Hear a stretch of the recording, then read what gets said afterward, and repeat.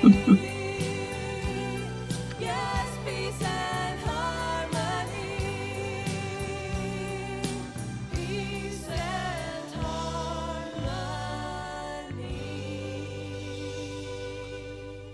name is Julie Enzer. I am thrilled to welcome you to the event this evening, celebrating the reissue of Judy Grahn's wonderful book, The Highest Apple. We have an hour-long celebration planned for the book. I'm so glad you've joined us, and I encourage you to sit back and relax for this incredible conversation we have planned. Before we begin, it has become our custom to spend a moment for a land acknowledgement. In the past 8 weeks, this moment has been particularly potent because of war in the Middle East. I am mindful of the many layers of the conflict in Israel and Palestine, and I know at this time many of us are mourning the loss of life, the continued occupation of the Palestinian people by Israel, and the ongoing war and conflict. As we pause for our land acknowledgement, I also want to ask us to raise up our voices for peace at this difficult time. In the United States and around the world, many of us live on occupied, unceded land. I am in what is now Dover, Florida, traditional homelands and territories of the Seminole. I invite you to insert into the chat your location and acknowledge the land on which you live as we pause to recognize the histories of war, occupation, and colonization, and to imagine and work for a world where we have a fair and equitable distribution of resources, a world where we find ways to honor one another and live together in peace.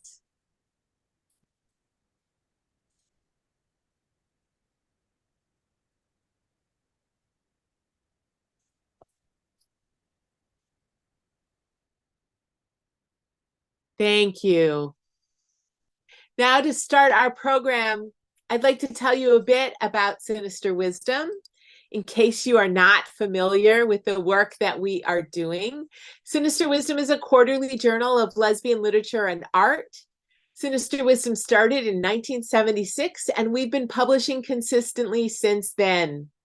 Tonight, we're celebrating the newest Sapphic classic. The Sapphic Classic are a series of reprint or revised and substantially expanded editions, in this case, of lesbian classic texts. This one, The Highest Apple by Judy Grahn. This bonus issue goes in the mail to all subscribers later this week. We were really trying to get it to you earlier, but this is a heavy time of year with the mail house that we use. So everyone should have it by the end of the calendar year if you are a current subscriber to Sinister Wisdom. And I am so excited for you to have this book in your hands. It feels and looks and reads just delicious in every way. If you are not currently a subscriber, you can sign up for a subscription today by going to sinisterwisdom.org/subscribe. And if you subscribe today, you will receive The Highest Apple in your package with your first issue of the journal. A group of monthly sustainers are vital to Sinister Wisdom. If you can give monthly to Sinister Wisdom, please sign up as a sustainer at sinisterwisdom.org/sustainers. We send out an email every month when your gift comes in with behind-the-scenes details and new information about what we have coming for the journal. And as a special bonus, if you sign up as a sustainer between now and the end of the year, you'll receive a free copy of our 2024 calendar. If you're already a sustainer, you've received one in the mail. If you can't afford to be a sustainer, you can purchase a copy of the calendar for $18 at sinisterwisdom.org/calendar. We'll put all of those links into the chat. I have a few housekeeping notes before we begin. I've been muting everyone, but please keep your microphone muted throughout the program. If we detect noise, we will mute you. As the program proceeds, if you want to show appreciation for readers and speakers, wave your hand at the end of each reading, use the reaction emojis on Zoom, and feel free to test that out now. Do light up the chat as the event goes on. Some of the best things at our events are happening in the chat. And we do make the chat transcript available with our recordings to the community and also to the speakers. So if you have special messages that you want to send Judy in particular tonight, feel free to put them in the chat. If you need technical assistance, chat with Max, who's on tap for technical assistance this evening. And we are recording this event and we'll make it available starting tomorrow or Thursday at sinisterwisdom.org/highestapple. So I'm excited for this program, and without further delay, we will begin. So I think we're going to have a great conversation about the highest apple.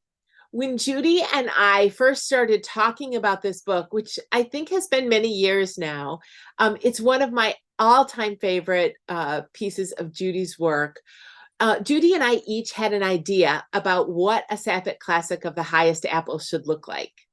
Judy wanted to do some revisions to the original text and expand it to include some more substantive consideration of other lesbian poets, including in particular the work of Pat Parker. I wanted to put the highest apple into conversation with vibrant contemporary lesbian and feminist poets. I think when you all receive your copy of the book, you will see that we have done both. There are 6 contributions from younger poets, 5 of whom you're going to hear this evening, a wonderful introduction and editorial notes from Alyse Knorr and Alicia Mountain, who both worked with me closely on bringing this edition to be, and a substantial revision to the original text by Judy. Quite simply, this edition of The Highest Apple is the best of everything, and I'm so proud of it and so excited to share it with you all. And I thank everyone in this community for supporting this work so that it could happen. Our event this evening will unfold in 3 parts. First, I'll be in conversation with Alicia and Alyse, who worked as editors on this edition of The Highest Apple. Then we will hear from 5 people who contributed contemporary essays responding to The Highest Apple, describing its significance to them as writers. And finally, Judy will join the conversation and speak and read from the book. And we're all aware that that's exactly what you're all here for and waiting for. So to begin, I'd like to introduce and welcome Alyse Knorr and Alicia Mountain, who both worked extensively as editors, bringing this book to the Sinister Wisdom community and to the wider community of readers. Both Alyse and Alicia are wonderful poets who write and think about lesbianism and sexuality in their work.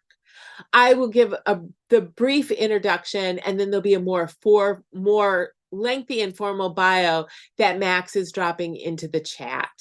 So Alyse Knorr is an associate professor of English at Regis University, co-editor of Switchback Books, and co-producer of the Sweet Bitter podcast, which is really wonderful. If you haven't listened, log in and download it.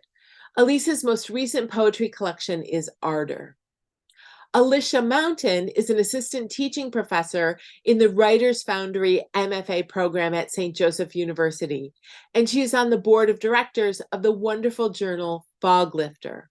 Her most recent book is 4 in Hand, which is really a wonderful collection.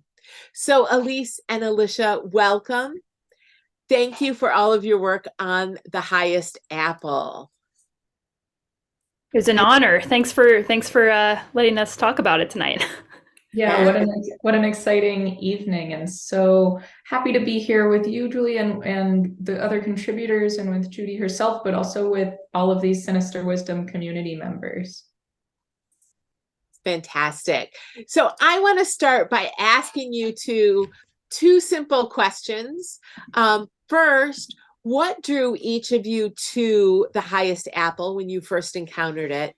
And second, it's a book that was originally published in the mid-1980s. What do each of you find meaningful about it today? Alyse, do you want to get us started?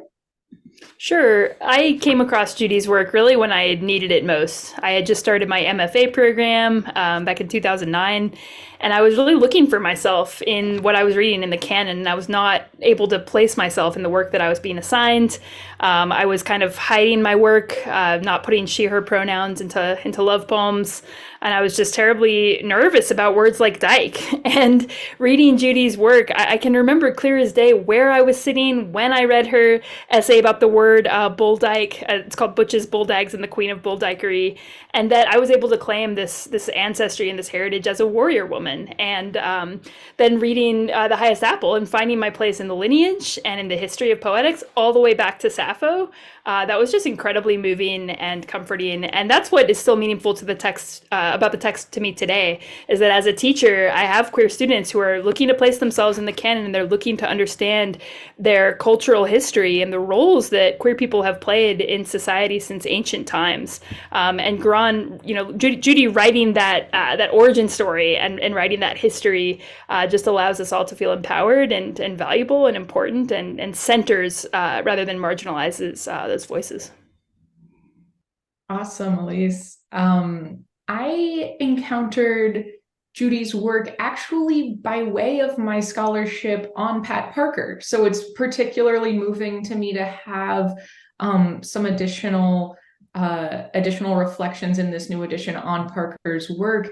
When I was doing my PhD work, Pat Parker was, one of my comps list. She was my major figure because she felt like a poet who, actually at Khadijah's suggestion, our contributor Khadijah Queen,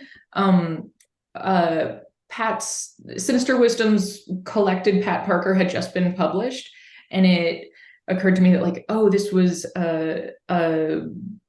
someone from whom I could learn a lot.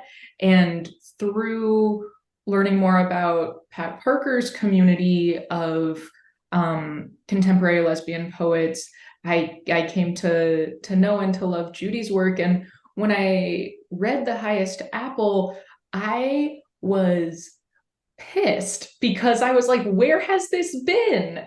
Who was holding out on me? And how have I, only come to this in adulthood? It felt like a missing piece, especially as a writer myself, as a poet myself, to see these different pieces put together in a new way that deepened my thinking and my critical mind, but also my understanding of my creative lineage, the way that Alyse suggests. And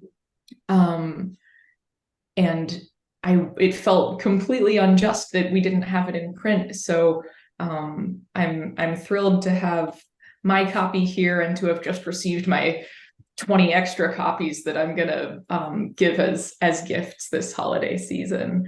And thinking about right now why this book in 2023, it's such an enduring text, and I think it really opens up a lot of conversations about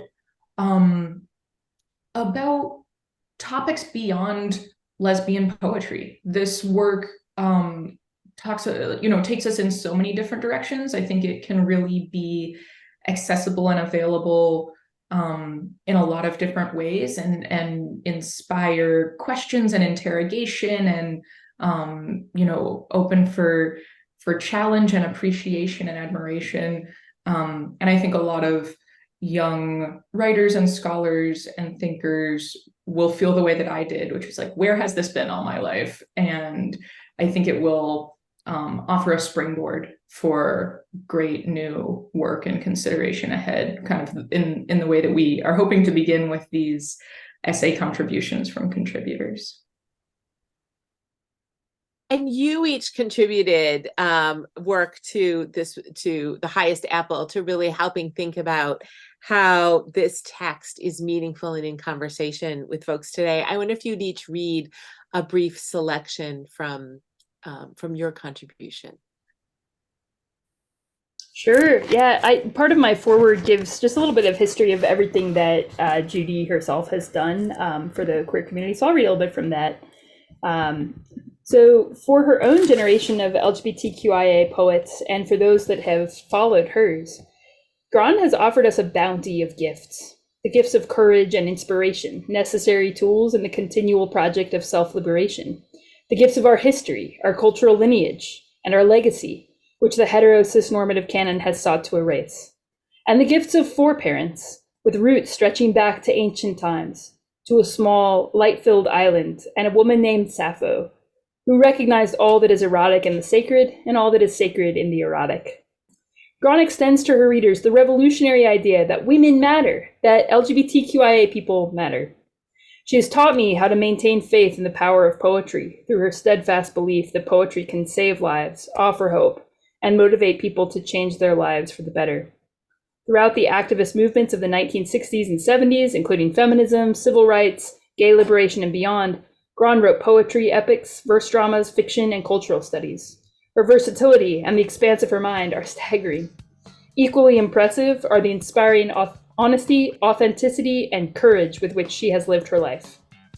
One of Grahn's lifelong scholarly projects has been resurfacing women's and queer cultural histories and identifying the key roles that LGBTQIA people have played in their societies since ancient times. Grahn has rediscovered and rewritten origin stories and mythologies centered around women and LGBTQIA people, from the Mesopotamian priestess Enheduanna to the archaic Greek poet Sappho to Homer's Helen of Troy, all in a direct reaction to the censorship and erasure of these stories. By cobbling together information from anthropology, sociology, history, and poetry, Grahn has revised, reclaimed, and recovered women's and LGBTQIA stories in history, mythology, religion, and theories about humanity, challenging straight-washed, male-dominated stories that erase women and LGBTQIA people. The Highest Apple represents a major culmination of these efforts. Thanks, Alyse. That was great. That's a passage from what we see when we first open this new edition. In my section, I'll just get into it. Grahn's essays are as ripe today as they were in 1985 when she first published The Highest Apple. Now that my intimacy with the manuscript has deepened over the years of our editorial process, 3 of the simplest points that Grahn makes in the text continue to astonish me. First, Grahn writes, "I comprehend Sappho not as the first woman poet, but as the last of that great era, and the only one to have some fragments survive." As a literary scholar, and as a lesbian too, I'd been trained to think of Sappho as the earliest forebearer of women in poetry and Sapphic culture.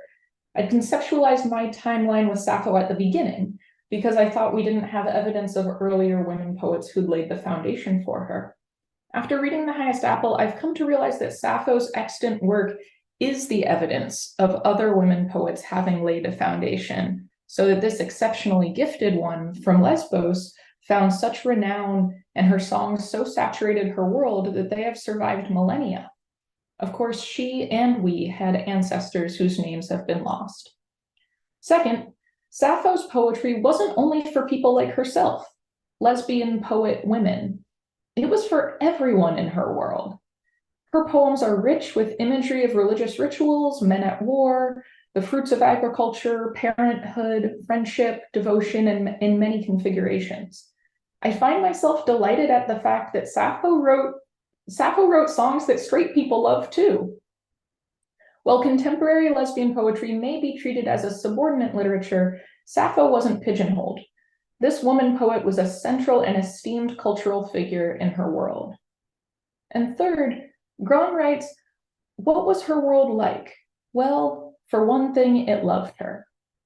I like to read that Grahn's question and answer it out loud to really let it sink in. There was a world that loved a lesbian woman poet. When I say it out loud, it helps me believe that it could be real, that world was already once real and could be so again. And though much of Sappho's vast body of work has not survived, the love her world had for her buoyed these fragments across time, vast and perilous. I imagine her world must have loved me also, thousands of years before my birth, having cherished her enough to keep her poems gifts that they might reach us too. There was an ancient poet named Sappho. She was a woman. She loved other women. She wasn't the first. She wasn't the last. She had company in this. She wasn't alone. Her writing was respected, admired, acclaimed, desired. She lived in a world that loved her. In 2023, these simple truths still bring me to my knees. Thank you both. That was so wonderful. Your full essays in the book are Lovely. And I'm so glad you joined us this evening. I think now you're going to introduce our next 5 readers. So I'll turn it over to you to do that. My pleasure indeed. We are going to start with my dear friend Khadijah Queen. So happy to have her here and have her as a contributor. Khadijah Queen is the author of 6 books of innovative poetry, hybrid prose, and most recently Anodyne from Tin House. Khadijah, will you share with us? Thank you so much, Alicia. Thank you both for having me. I'm honored to be here with you. And I have to say, I love the name Sinister Wisdom. I feel like it's very apropos to this work and feeling like the wisdom, what Sinister actually has been the withholding of the knowledge that is in the work of poets like Sappho and in Judy Grahn's work, which I did not know about until I met Intezaki Shange. We were on a panel. In the essay, you can read the long story about how she told me about Judy Grahn, but I'll just read the little bit about my impressions as a boring straight person. Let me say it plainly. I owe my initial and ongoing independence from and critical language about non-patriarchal theory and creative practice to the work of lesbian writers and thinkers, full stop. Audre Lorde, first and forever. I also name Adrienne Rich, Radcliffe Hall, June Jordan, Alice Walker, Rita Mae Brown, Gloria Anzaldúa, Jeanette Winterson. Continue. Latina Judd, my colleagues and peers, Alexis Pauline Gumbs, etc. I now add Judy Grahn to that esteemed gathering of influences. I love the accessibility of her writing, the story quality steeped in both deep research and richly lived experience, a balance that strikes me as simply true. On an elemental level in the highest apple, I connect to the openness apparent in Grahn's thinking, her wide-ranging curiosity and consistent commitment to lesbian and queer communities, a commitment built upon acknowledgement and respect for one another's total well-being as a set of ongoing actions. Those actions based upon the idea of commonality. We get to belong to a number of overlapping groups, not just one, Grahn articulates. They are not in service to power or to profit, but to that well-being itself on both individual and collective levels in parallel. Thank you.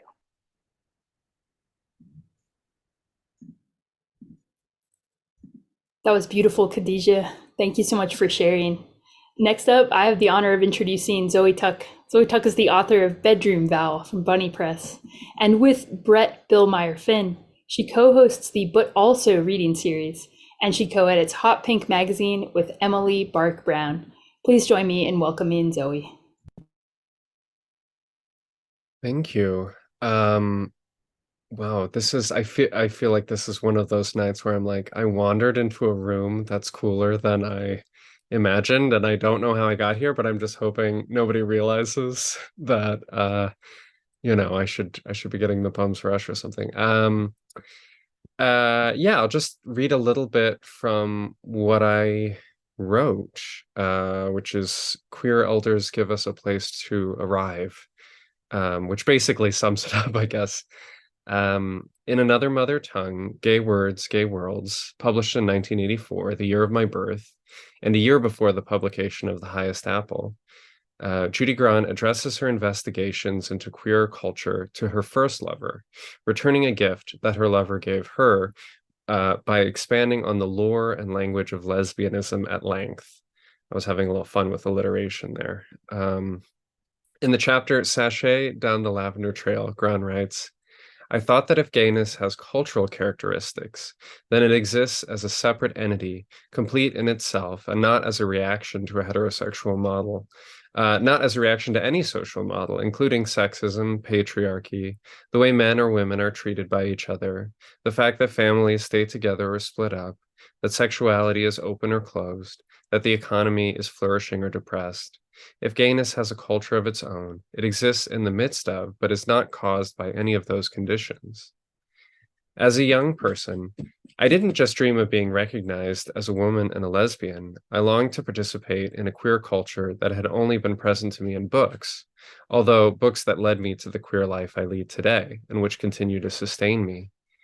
I mentioned the coincidence that one of Grahn's books was published the year I was born as a way of recognizing that when I eventually found my way to queer culture, it is a culture that Grahn helped and continues to help build. Queer elders give us a place to arrive. In The Highest Apple, as well as in previous works like Another Mother Tongue and later works like Eruptions of Inanna, Grahn dives into history and mythology for roots in the past, however hidden or suppressed. How do I view this as a placemaking endeavor? Grahn writes, having a mythic history with genuine god forces operating on a daily level is completely necessary to the lesbian poetic search for what Mary Carruthers called a new lesbian civitas, a paradigm, a model of a new community, a new relationship of women to the world. We arrive to a culture as much as to a society, and mythology is central to the transmission of a culture. This powerful early realization of Grahn's prompts her to reach across cultures to find analogs and connections to the contemporary lesbian culture from which and to which she writes. And then I want to keep going, but I'll just stop here. You have to read the rest in the book. Thank you, Zoe. I want you to keep going too, but a great teaser, a great cliffhanger. Thank you so much. I'll introduce our next contribution, which comes from Serena Chopra, who is joining us this evening via a pre-recorded video. Serena, another dear friend, is a writer, a dancer, a filmmaker, visual and performance artist, and she is an assistant teaching professor of creative writing at Seattle University. Let's watch her video. Hi, I'm Serena Chopra. I'm so sorry I couldn't be there today to celebrate the republication of The Highest Apple. I'm so grateful to be a part of this project, so grateful to Judy for writing this book, and so happy that it is making a re-entrance into the world. Tonight I'm just going to read from my response, which is called A House of Haunted Women. And I'm going to start in the middle. Predating but akin to Jose Munoz's conception of the queer horizon, Grahn's ecstatic remembering of lesbian pasts illuminates and overflows her present with ecstatic potential for queer living and loving. The Highest Apple is indeed, quote, a place of the past that is actually waiting for us in the future, end quote. Grahn's text does not merely evidence lesbians. She, like us, knows we've existed, we must have existed, because desire reaches backwards too. Rather, she engages lesbian poets as mediums, as psychic recorders of how queer desire transforms and reimagines all of society. For example, as many-centered and as refusing victimization by being erotically attuned. By decentering patriarchal structures, exemplified, for instance, in Stein's destabilization of masculine discourse and H.D.'s revision of the previously male-dominated epic form. In attending to the ephemeral debris of lesbian poetry, that which is sought and collected by future lesbian readers, Grahn's constellating study illuminates the many-centered force of both queerness and poetry, propelling her to imagine the ways each might eventually inspire a sustained and decentering of whiteness. Like poetry, queerness reveals an impossible possibilities in discovering the impossible as possible, alighting a dark room with the glittering angles of kinetic potential and startling desire into sound, into forms, into further reaching, for resonance, resonant forms, and nervous systems and bodies many-minded and multiplying. And the inherent queerness of poetry compels emergence, poetry recording the ephemera of desire and becoming, bringing what is just out of reach into vision. into a language, a sensation, a communion, a potential illuminating psychic shapes in the stars of our gathering. It is Grahn's meaningful cross-temporal arrangements and alignments that implore us to open a place for the highest apple as a cultural site within our queer present. In Haunted by Her, lesbian feminist ghostly drags on representation and reception, lesbian artist Alison Mitchell speaks on the, quote, ghosts of lesbian politics, unquote. Those radical lesbian feminist histories that continue to haunt our contemporary radical perspectives, approaches, and work. While I agree with Mitchell's gesture towards, quote, archiving the loss of cultural sites and letting them go for a future that is unknown, unquote, I am also inspired, in some cases, to unearth and remember cultural sites that, though a bit crude and incomplete, have meaningfully contributed to queer becoming, and which also exemplify possibilities for making unknown queer futures more possible. Grahn herself notes the discrepancy in her constellation, recognizing that, quote, Sappho's work indicated none of the restrictions, lack of safety, fear of reprisal by husband, police, or other patriarchal institution. Her world was not patriarchal, end quote.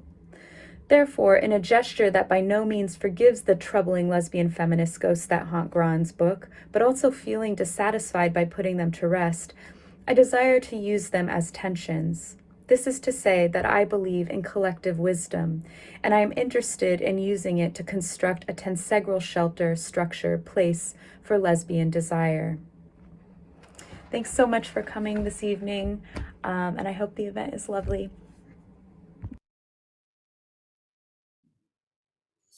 Well, that was awesome. And now we get to hear from Soretta Morgan. I'm very excited to introduce Soretta Morgan, who is the author of Alt Nature, which is forthcoming from Coffee House Press, as well as the chapbooks Feeling Upon Arrival and Room for a Counter Interior. Please help me welcome Soretta Morgan.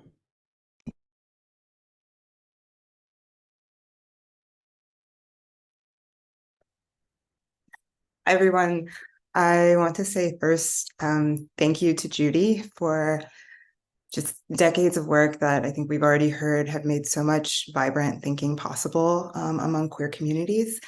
And thank you to the editors for making The Highest Apple available again, and for giving me the opportunity to return to Judy's work, and I think particularly to think about the mapping of sexuality onto national borders. I'm going to read just the first couple paragraphs of my contribution, which is titled Mapping Community and as Expressions of Love. This response to The Highest Apple opened very differently. Then, a few days ago, I attended a wedding, a very small queer Sonoran desert wedding. We caravanned after sunset to a corner of Tonaotham land less than 50 miles north of the current US-Mexico border. Surrounded by the scent of creosote and with nothing visible but moonlit desert beyond the circle of our bonfire, the two lovers sat on the ground opposite each other, enclosed by a sphere of chosen kin. As community around the lovers, we'd been invited to meditate, mostly in silence, over the course of an hour on our relationships to each other and to love. The fire crackled, multiple coyotes howled and yipped nearby. Here and there, voices broke the silence to share what these two lovers had taught them about care, collectivity, joy, articulating desire, and the intentional structuring of life. In one pocket of silence, a thought rose in my mind. This is what Grahn is doing. Mapping community and as expressions of love. Grahn's practice of kinship is environmentally grounded, born through her attention to the many scales at which women's stories reflect, care for, and alter the world. Throughout The Highest Apple, Grahn reflects on lesbian relationships to land relative to self-actualization. Sappho opens the tradition in lush island landscapes. Audre Lorde's backyard garden transforms through lesbian union. Grahn's poetic protagonists assert themselves in parks and urban public spaces. Possibilities of becoming are offered in how lands are engaged and in which bodies are made possible inside and alongside them. And that's 2 minutes. Thank you. Thank you, Soretta. The rest of that piece is so moving. Excited for all of you to get to read Soretta's full essay.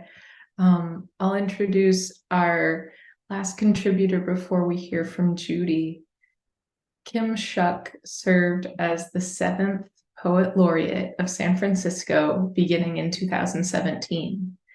Kim's most recent publications include a collection of poems called Exile Heart. Help me welcome Kim Shuck. Thank you. Let's get into it. When I first read The Highest Apple, the literature classes I was taking often treated women writers as oddities, individuals, not part of a literary history or continuum. Things had begun to shift. My high school poetry class included work by Adrienne Rich, but there was no sense of her as part of any community in particular. In fact, I wrote a paper about her, and my English teacher said that she was happy I had, because you seem to have sympathy for that lifestyle. Now, I have to confess that I was no good at coded language and assumed she meant that I was a poet, not that she was alluding to school rumors that my best friend and I were lovers. In fact, books like The Highest Apple gave me a place to exist. With the publishing date in the mid-'80s, it came after I'd graduated high school, but I clearly remember the deep, relaxing breath of air it afforded me.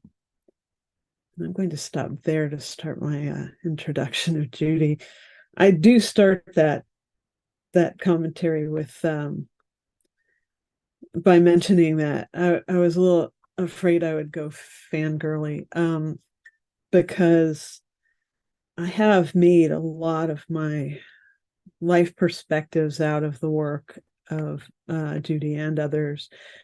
And as a former laureate, people often come to me with their manuscript and ask me what to do to change it. And the work that came out in that time has really encouraged me to tell them not to change it, that their work needs to be what it is, that I have had people sneak in edits on pronouns in some of my work, and I've then withdrawn them from those publications with a commitment that really comes from Judy's work, Pat Parker's work, that I think, and I'm listening to other people reading their pieces and realizing that a lot of us seem to have come to this in moments when it was important to believe that we were allowed to exist. And that's huge.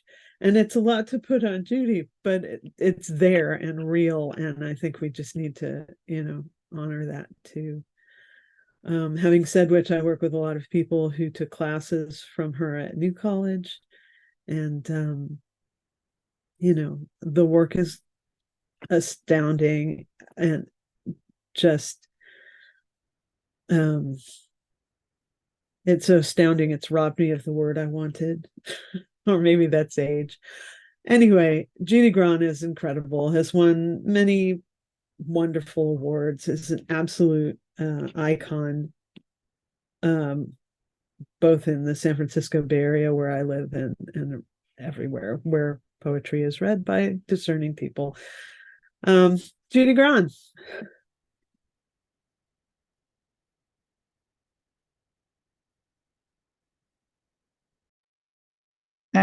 Thank you so much.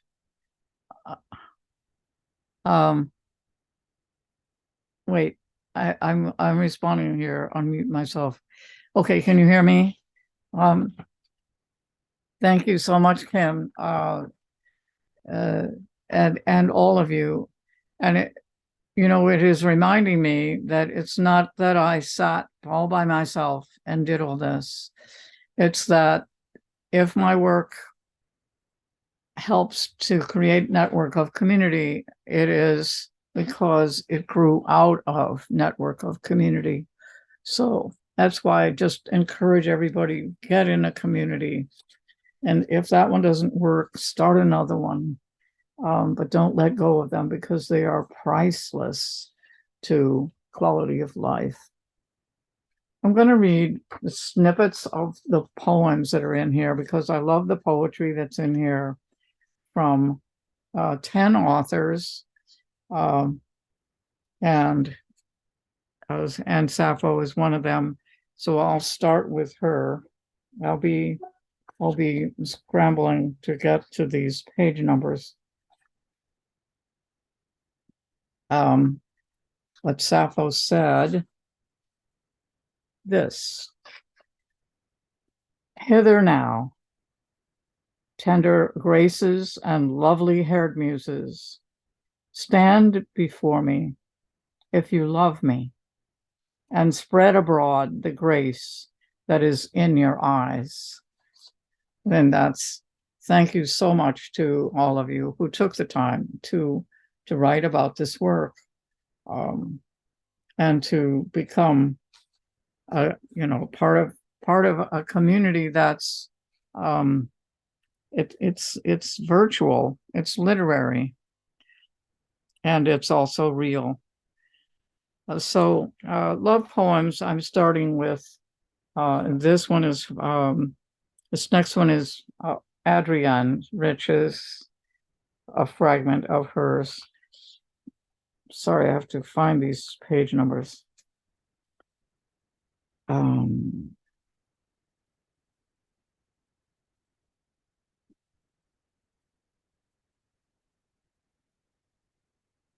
We are holding hands so I can see everything as you see it. I follow you into your dreams, your past, the places none of us can explain to anyone. I found that very dear. And then Olga Brumas, who is just so lush. Kissing against the light is the line that really always jumps out at me.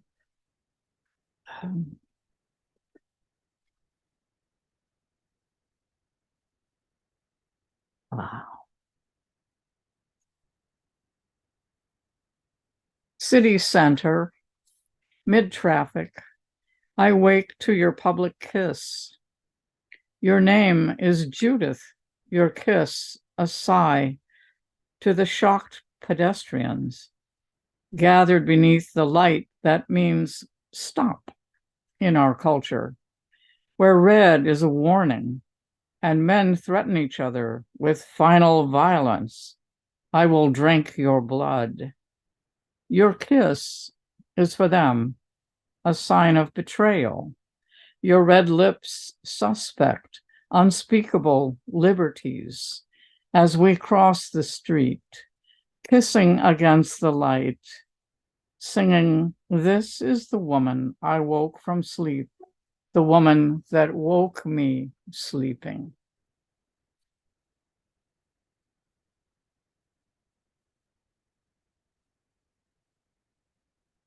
And I'll follow that with one I had written just a little bit earlier in time than that. My name is Judith, meaning she who is praised. I do not want to be called praised. I want to be called the power of love. If love means protect, then whenever I do not defend you, I cannot call my name love. If love means rebirth, then when I see us dead on our feet, I cannot call my name love. If love means provide, and I cannot provide for you, why would you call my name love? And that poem goes on to advocate for deliberate acquisition of power. And this one by Parker, which it so exemplifies the whole idea of subject-subject relationship. Let me come to you naked. Come without my masks. Come dark and lay beside you. Let me come to you old. come as a dying snail. Come weak and lay beside you. Let me come to you angry. Come shaking with hate. Come calloused and lay beside you. Even more, let me come to you strong. Come sure and free. Come powerful and lay with you.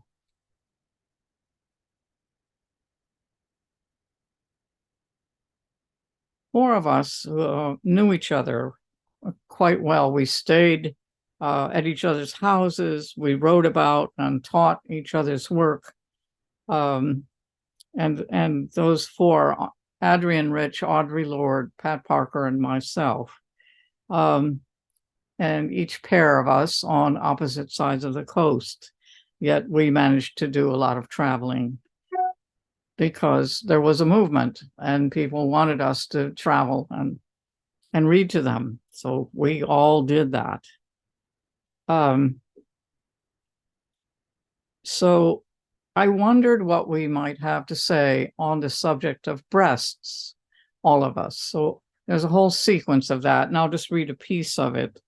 And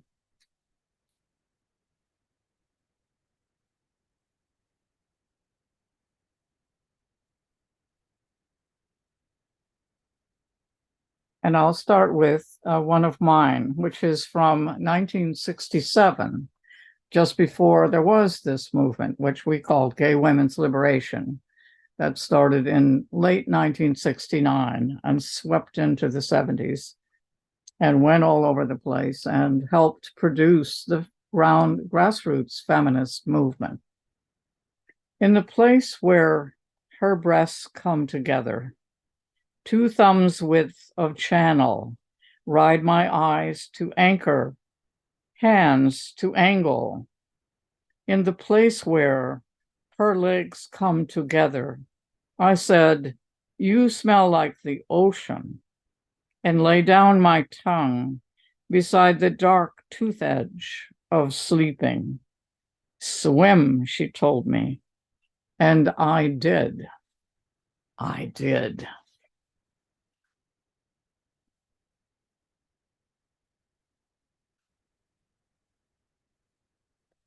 Adrienne wrote about a friendship in a woman dead in her 40s, the name of the poem. And this was published in the early 70s, I think. Rich described a small group of women friends sitting in the sun with blouses off, unashamed, except for one who pulls her blouse back on in hasty embarrassment. And the poet wrote, I barely look at you, as if my look could scald you, though I'm the one who loved you. I wanted to touch my fingers to where your breasts had been, but we never did such things. And those lines, both tender and fiery, they just dissolved me when I first read them, and still.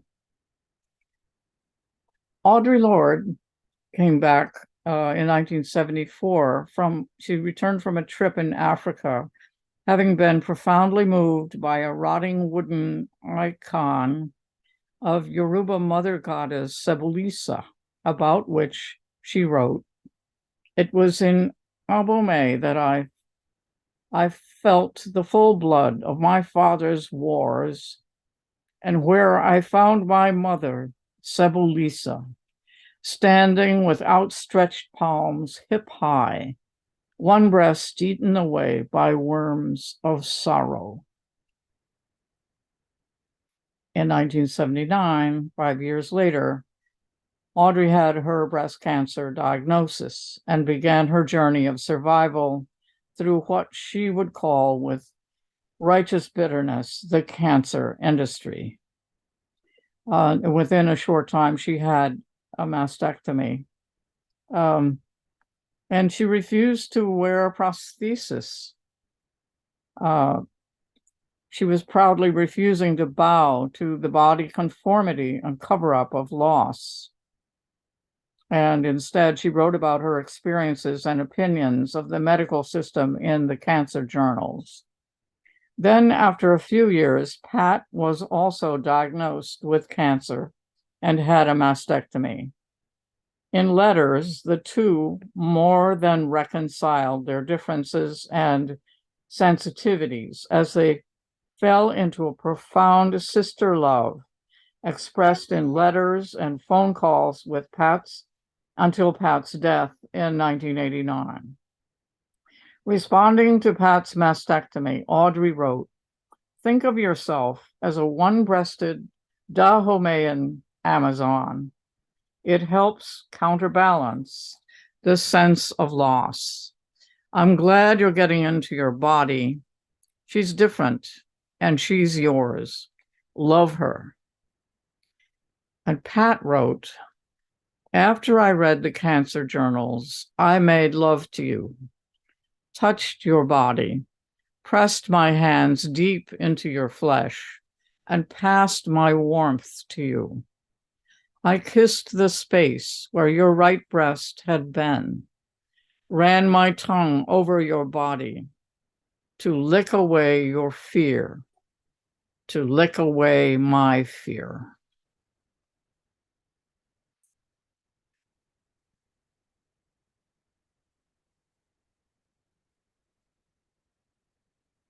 There is more, much more that we had to say about breasts, so that passage goes on from there. But I wanted to read that one because it's such a direct confrontation with loss that doesn't turn its head away. And I just want to encourage people now not to turn heads away from what is difficult to look at.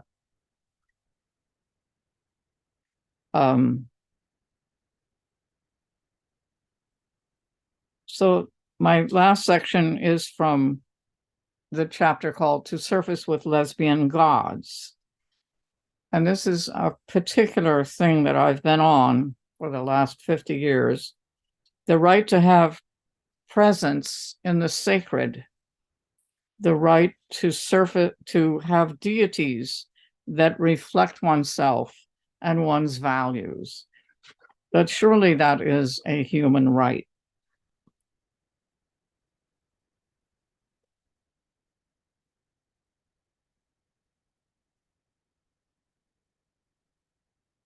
And I'll start with words from Starhawk, the activist philosopher witch.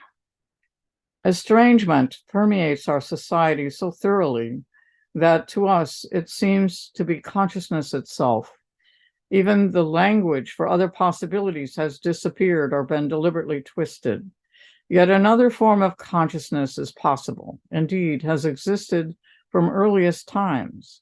It underlies other cultures and has survived even in the West in hidden streams. This is the consciousness called immanence, the awareness of the world and everything in it as alive, dynamic, interdependent, and interacting, infused with moving energies, a living being, a weaving dance."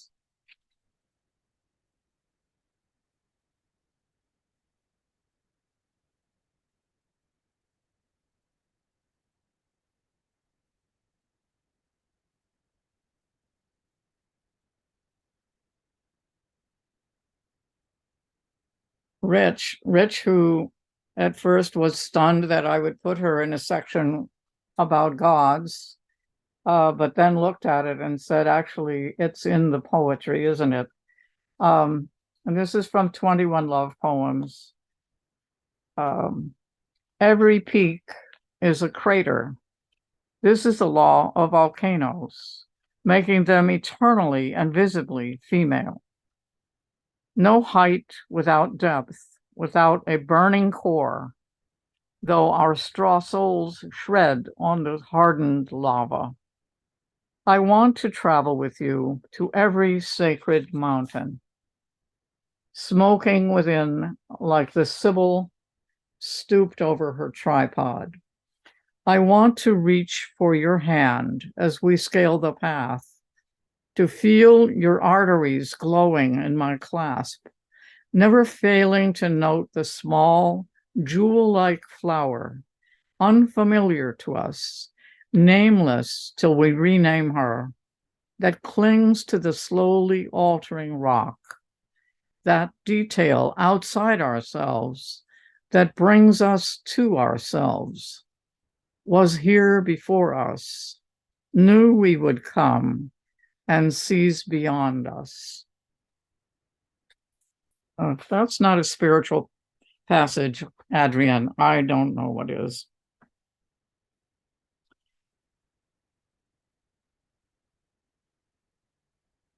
Emily Dickinson, meanwhile, writing us, in the century before us,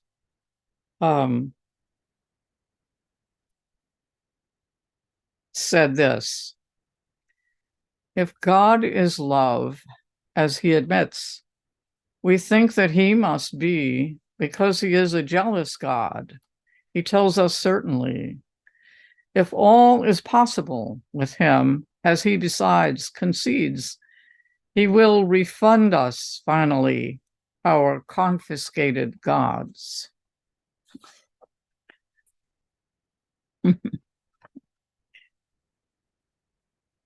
So, doing exactly that, here is Lord again.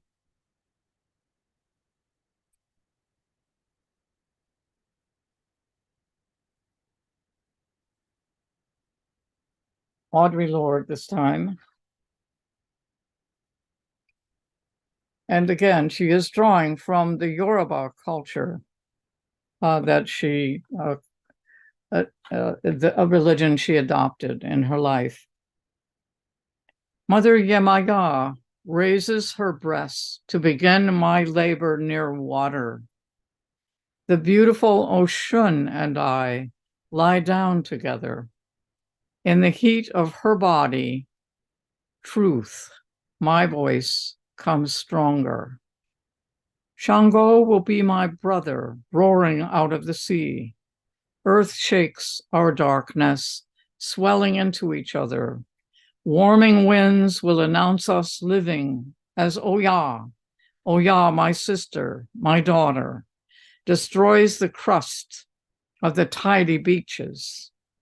And Eshu's black laughter turns up the neat sleeping sand.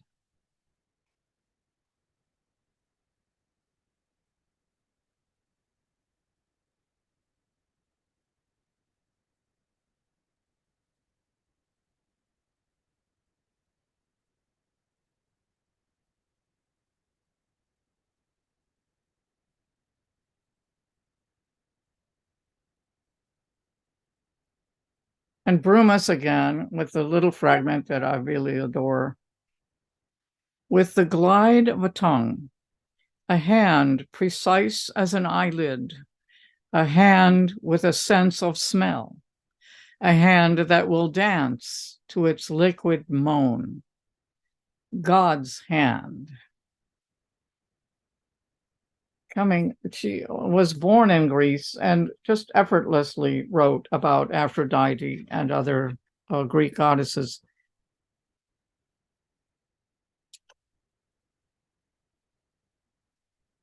Another of these writers is Paula Gonallen, who also acquired by heritage a goddess, a set of goddesses actually, as from Laguna Pueblo, and from her intensely important delving into Native traditions and Native history, and looking for especially women's place in those and finding it.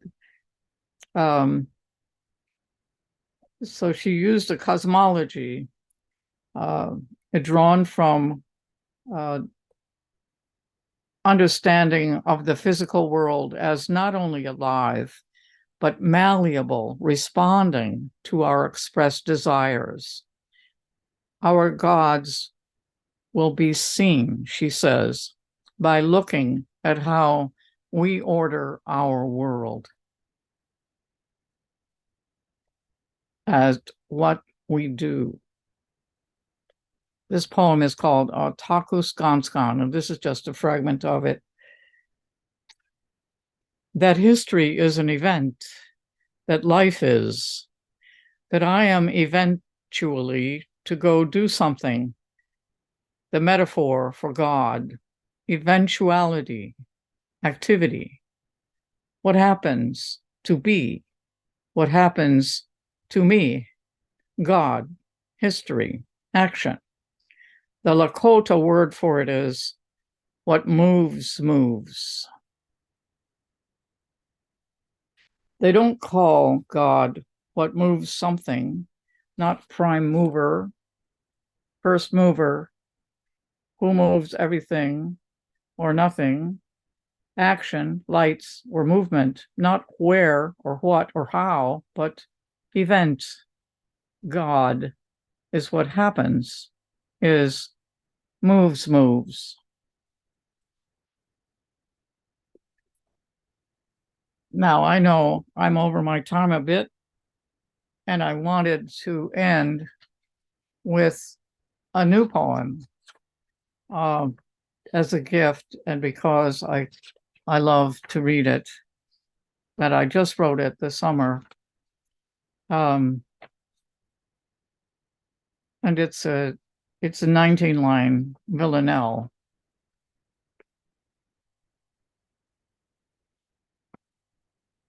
Take your love into the difficult world. Take it without need of a shield. Open yourself, a tender leaf unfurled. Open your clenched heart. Uncurl your metal heart, heated and then annealed. Take your love into the difficult world. Let go the pattern, knitted, purled, zipped up, closed off, steeled. Open yourself, a tender leaf unfurled, believing in trees, sapling or gnarled, with buds to replenish the hungry field. Take your love into the difficult world, the difficult, angry, wounded hurl. Imagine planting love, the yield. Open yourself, a tender leaf unfurled. What might to life be stirred? What could be staunched, healed? Take your love into the difficult world. Open yourself, a tender leaf unfurled. Those are words to me, of course. Thank you. Because I always learn from my poetry. And these are words that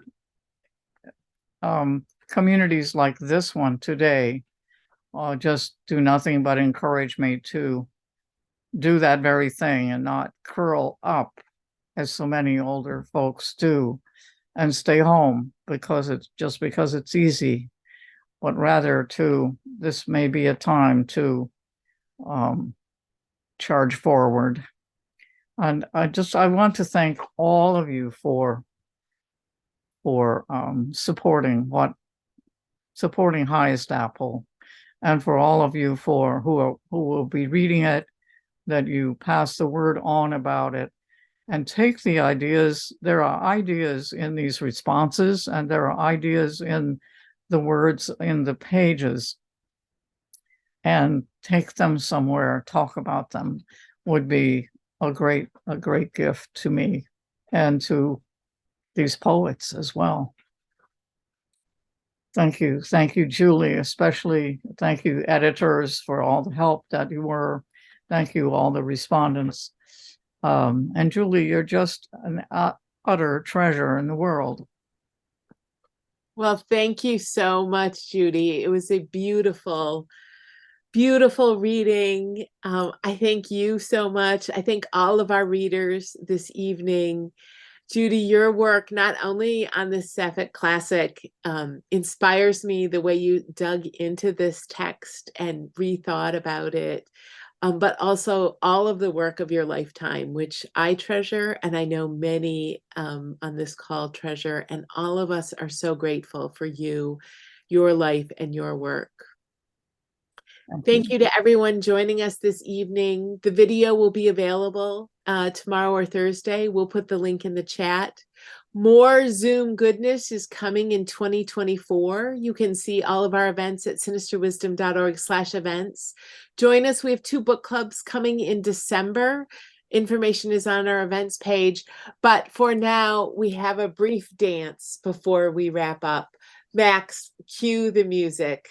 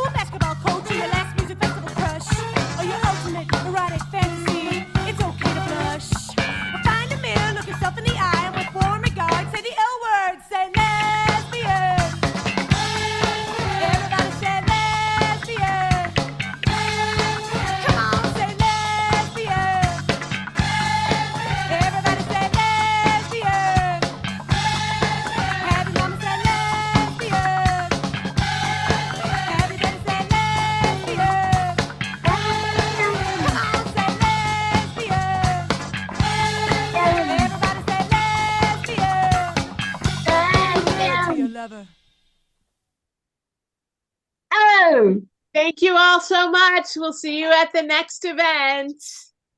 Yeah. Bye.